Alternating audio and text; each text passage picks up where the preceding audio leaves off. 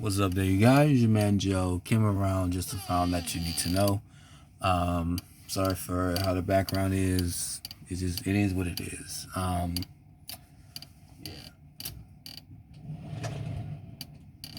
Um, since I did the Ben 10 video and the Mark of the Beast, somebody commented, you're gonna talk about Dragon Ball Z, and I said yeah. And my whole thing about Dragon Ball Z, since now, how Dragon Ball Z is now, is that they're adding more gods, other I guess you can call it principalities and powers and rulers and high wicked places, in high places. Yeah, there's a lot of that going around, and I do believe that it's kind of weird to have gods on there, especially because they're kind of dressed in more Egyptian. If you really look at how they're dressed and clothed. So kind of interesting. In the Bible, it does mention about Egypt, often, a little bit more oftentimes, especially, well, this is as far as I remember when Jesus was talking about the churches. Yeah. As far as for Dragon Ball, do I think that should Christians be watching it? Nah, not really. But before y'all Dragon Ball Z Christians, Dragon Ball, yes, there are. I do believe that there's a Christian community that watches Dragon Ball. But I'm gonna give pretty much of an example of why you shouldn't watch Dragon Ball Z. Even though there's oftentimes I will watch, those little small clips or compilations every once in a while. But it's always the food one that I most oftenly watch. When they're eating, I feel like I want to eat with them as well. But I'm trying to steer away from that. I haven't watched, that clip. I haven't watched that clip in a while. But yeah. I would say as far as the storyline of Dragon Ball, we're gonna start from the beginning. For those who don't know, Goku came from another planet. Goku is the main character, but he came from another planet came to Earth to do whatever that Goku does until Gohan, the old man, found him. I guess he hold him one day, and I guess Goku fell off a basket or something, like hurt his head, and now he just became good. His original name was Kakarot, which means carrot. What else? And now throughout the years, he been having, I guess, an obsession with fighting, going to tournaments and stuff like that, and fighting, villains, like how good superhero is. But I think it's time that we need to really discuss on, at least in the Christian or the believer analogy, is that Goku, I believe, is a fallen angel. Even though they may not appear to be like that, but I do believe that Goku is a fallen angel, because you have a creature that looks kind of human-like, came from another planet to come here and do whatever that they want to do. Then later on, there's other Saiyans that came into the earth and stuff like that, or fallen angels, like Vegeta, Nappa, Raditz, and many others as well. Yeah.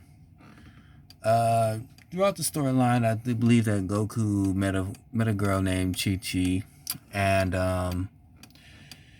Chi-Chi is a human girl, 100%, even though that design of the girl when she was young is kind of like messed up, but still.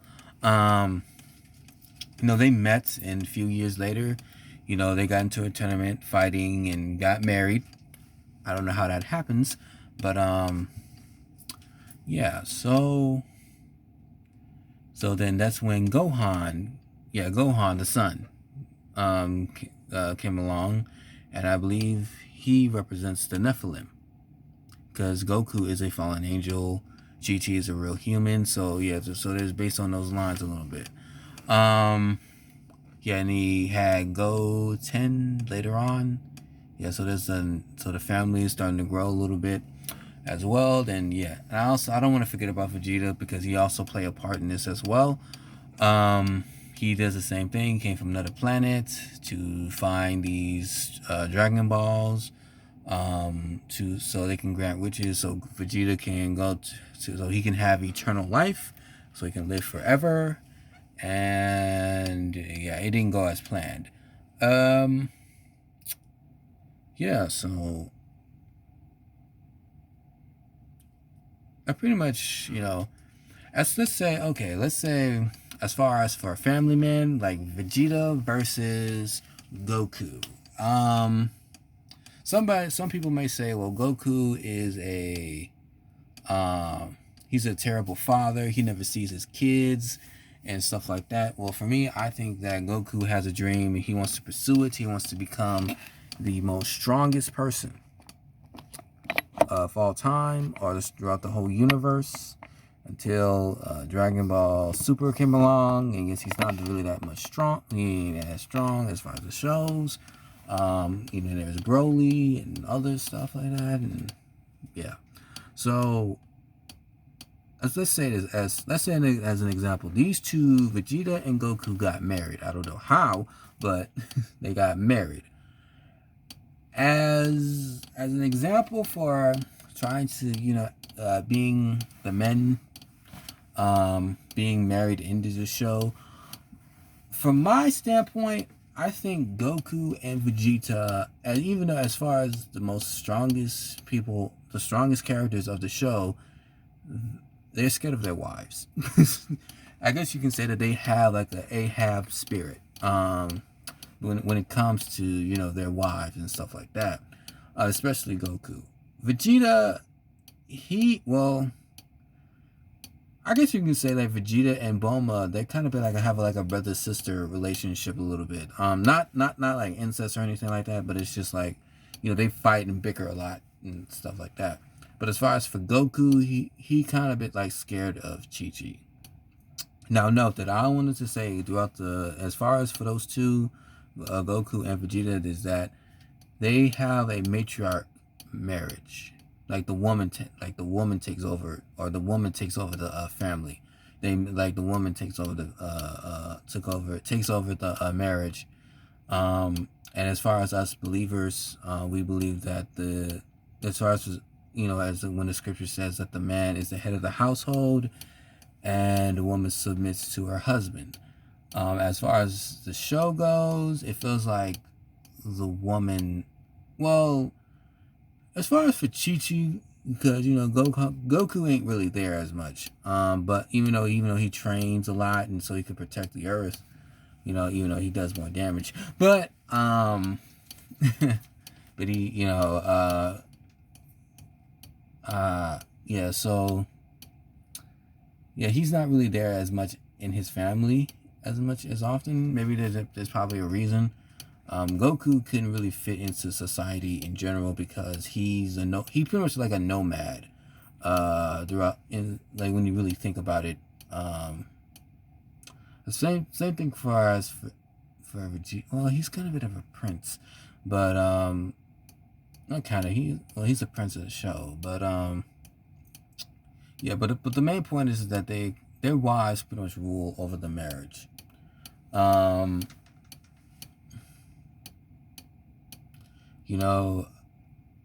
I mean, well, how do you know? Well, Joe, don't you think that their marriage, Goku and Chi-Chi, don't you think that their marriage is equal? Yeah, but I'm just speaking of like biblical or scriptural points, is that Goku isn't really taking head of the household very seriously, because he still wants to do his hobby. Well, not hobby, but he wants to protect the earth. But it gave enough more consequences. I mean, if it was real life, Chi-Chi would have cheated on Goku, and probably with Yamcha or something like that. Because I don't know.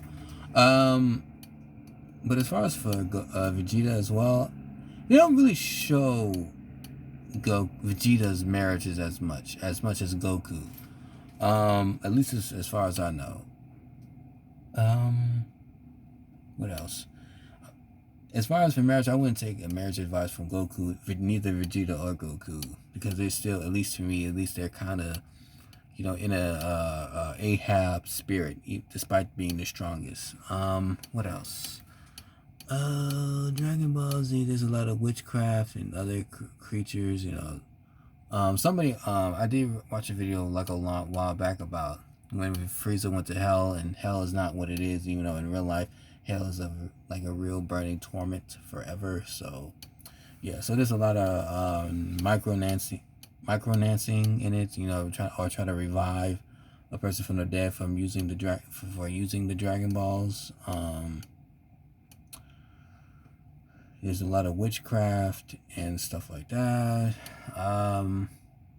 What else? Neglecting parents, neglecting the children of the show. What else I can think of? I'm trying to think of something. I'm trying to think of something else. Like 10 minutes. Huh. It's close to 11. What else? I can think about like Dragon Ball Z.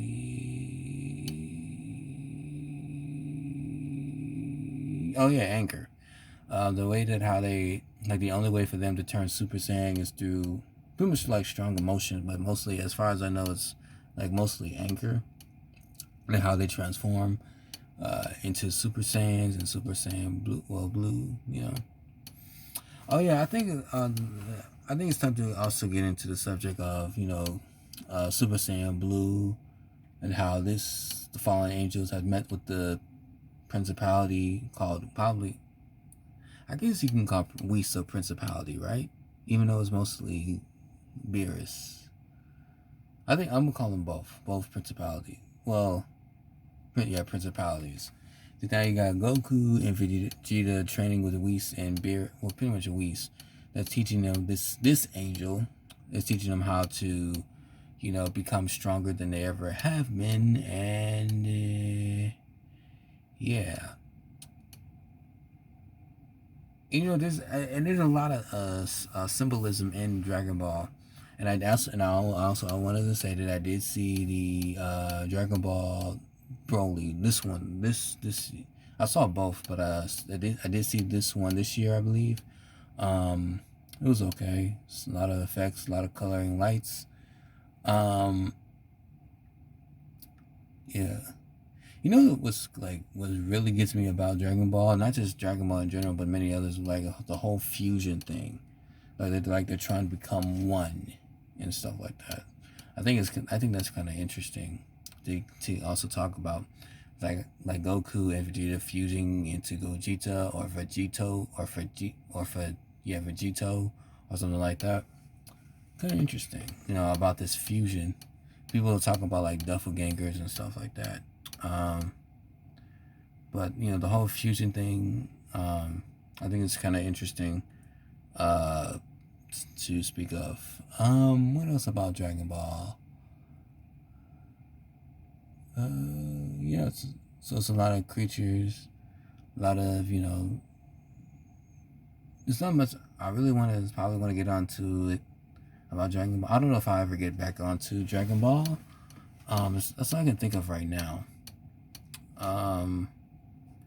Yeah, Gohan. Yeah, I guess you can talk about Gohan and the kids and stuff like that. How much, you know, they're kind of been like Nephilim.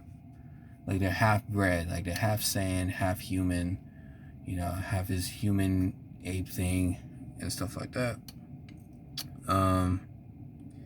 Yeah, so it's kind of similar. It's kind of